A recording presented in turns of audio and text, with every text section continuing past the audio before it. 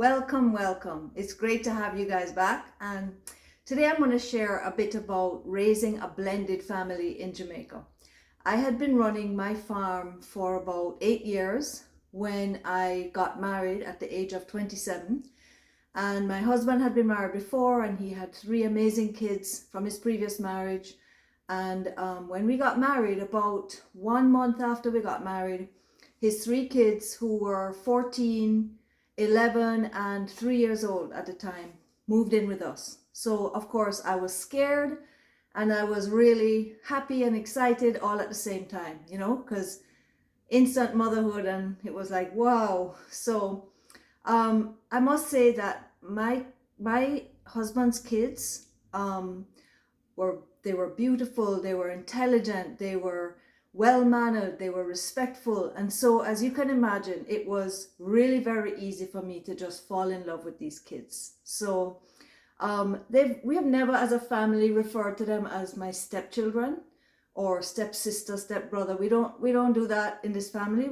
They're our children, and that's how it has been to this day. So about a year after we were married, I gave birth to a little girl, and now there were four.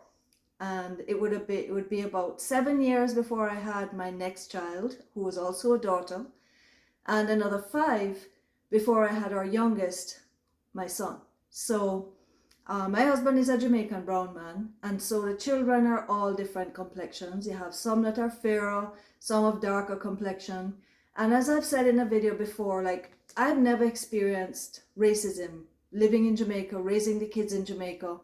I did see classism, which that's a very sad thing, but there seemed to be like a chasm between like the haves and have-nots.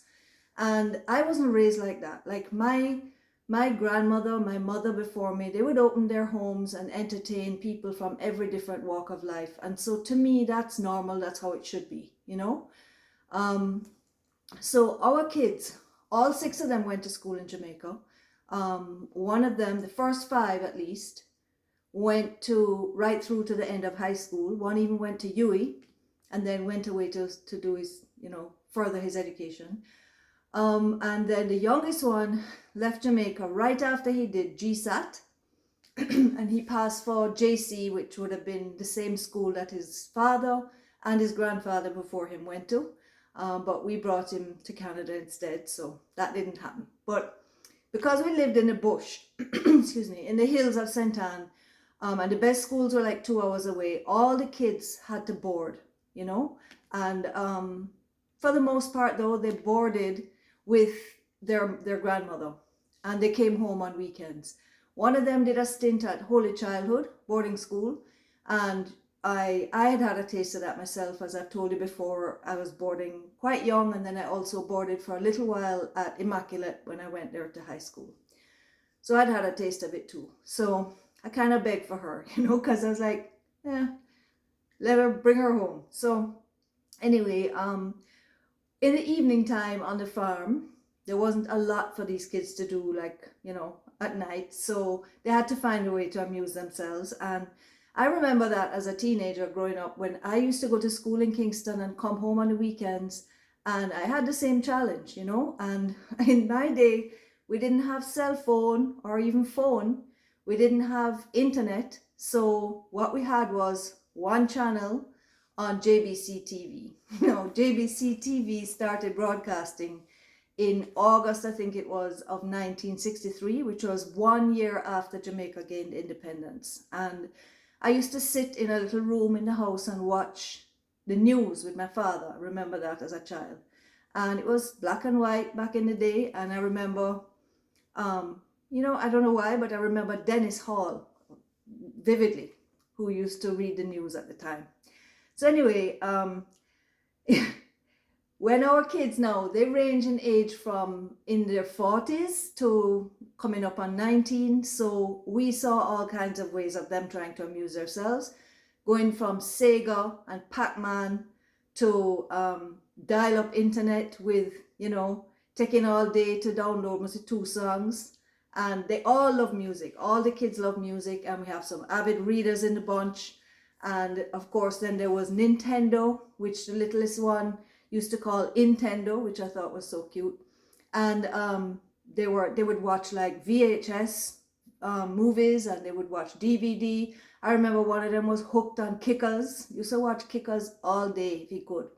And then of course there was later on the PlayStation and the Xbox, YouTube, you name it.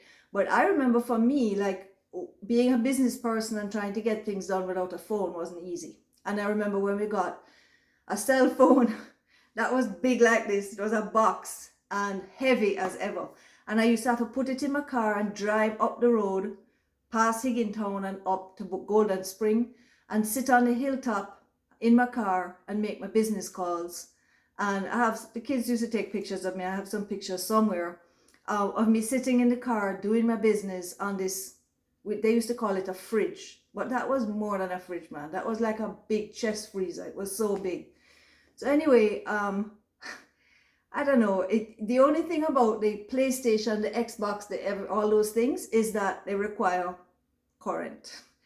And if you come from Jamaica, you live there, spend any amount of time there, you know that there's something that's inevitable, and that's a power cut. So when the power cut happens, if you don't have a generator, all of that stuff means nothing, right? That time now you have to light your candle, draw near to each other in the living room, and have some quality family time. And I know those power cuts, you know, it's no fun sitting in the dark with a candle, but we had some good jokes running, and we told some great stories. And I know the power cuts came a little too often for the kids, but I have some fond memories, you know.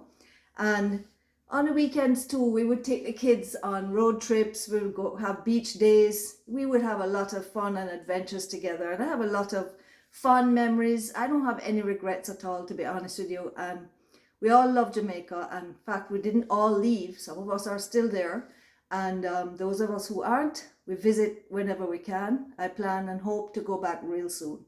So thanks for coming with me on my little jog down memory lane, and I hope you enjoyed it. Please subscribe if you haven't already. Share this with your friends and family. Give me a thumbs up, and most of all, leave a comment. Tell me some of your memories, okay? And I'll see you on the next video.